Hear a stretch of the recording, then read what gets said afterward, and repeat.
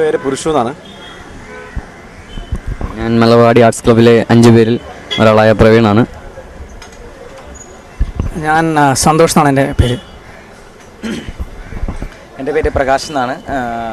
Vineeth Sreenivasan direct ചെയ്യുന്ന Malarvadi arts ക്ലബ്ബിലെ 5 പേരിലെ ഒരാളാണ്.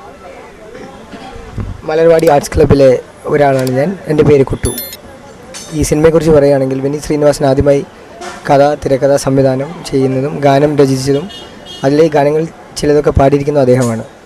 ഞങ്ങൾ 5 പേരും ഇതിലെ പല വ്യത്യസ്തമായ വേഷങ്ങളാണ് ചെയ്യുന്നത്. 5 പേരുടെയും വേഷങ്ങളെക്കുറിച്ച് ഞാൻ പറയാം. എൻ്റെ വേഷത്തെക്കുറിച്ച് പറയുകയാണെങ്കിൽ ഇതിലൊരു ചെറിയ ഈ 4 പേരെയും ഡിപ്പെൻഡ് ചെയ്ത് ജീവിക്കുന്ന ഒരു വ്യക്തിയാണ് ഞാൻ. മാത്രമല്ല ഈ ഗ്രൂപ്പിലെ ഒരു എൻ്റർടൈനർ. ആദ്യമായിട്ടാണ് വിഷു ഒരു ഫിലിം ലൊക്കേഷൻ ഞങ്ങൾ ആഘോഷിക്കുന്നത്. അതും വിനീത് ശ്രീനിവാസൻ്റെ കൂടെ ആഘോഷിക്കാൻ സാധിച്ചതിൽ ഞങ്ങളെല്ലാവരും സന്തുഷ്ടരാണ്.